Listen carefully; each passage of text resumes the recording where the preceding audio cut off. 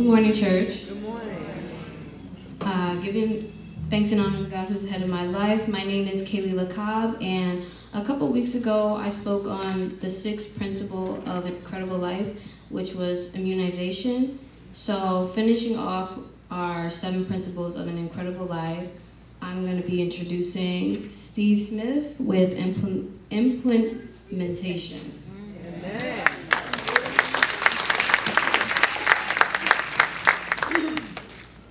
Good morning, church. Good morning. Hope everybody doing good this morning. All glory and honor to God, because without him I wouldn't be here today. And today I'll be talking about the principle of implementation. So naturally, when I think of implementation, I think of applying what you learned or experienced, adding that into your to life where it's already where you need it. But that's just my definition. I also Googled it, and Merriam-Webster defined implementation as the process of making something active or effective. Basically carrying out anything planned and seeing it through to the end. So I got that, I feel like everybody here got that.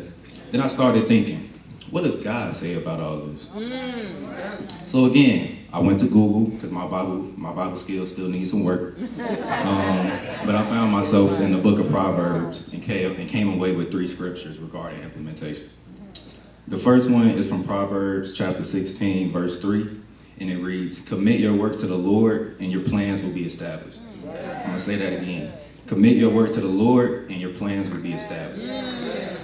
I think that's pretty straightforward. Commit works in his name, communicate with him what your plans are, and he'll get a path for you to walk on. Okay. The next one is also from Proverbs, but it's from chapter 16, verse 9, and it reads, the heart of man plans his way, but the Lord establishes his steps. Say that one more time so y'all can feel it. The heart of man plans his way, but the Lord establishes his steps. And I like this one because I feel like it's real life. Because I just want to see by a show of hands, how many of us have had plans or planned everything out, and for one reason or another, it didn't go the way it was supposed to. All right. Feel like I see a lot of hands because I have too. And it's in those moments that I got to remind myself that everything that happens is a part of God's plan for me. And the things that don't happen that I thought were supposed to weren't in his plan for me anyway. It wasn't in his purpose for me. So then the final scripture comes from Proverbs chapter 19, verse 21. It says, many are the plans in the mind of a man, but it is the purpose of the Lord that will stand. One more time, because I felt that one. Many are the plans in the mind of a man, but it is the purpose of the Lord that will stand. So knowing that, reading that, hearing that, I started thinking about times in my life where I started implementing things that I felt like I needed. You know, I got a gym routine because I like to stay physically active. When I was in school, I had study habits, so I wanted to graduate, wanted to pass, did both of those things.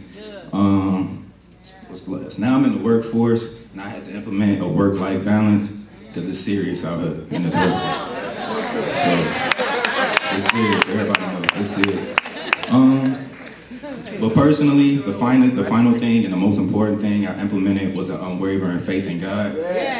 And I had to, realize that things will work out in the way they're supposed to because that's how he planned it, And it's funny, I've been listening to this song recently, and a part of the lyrics say, when I was at my lowest, man, that's when I found God.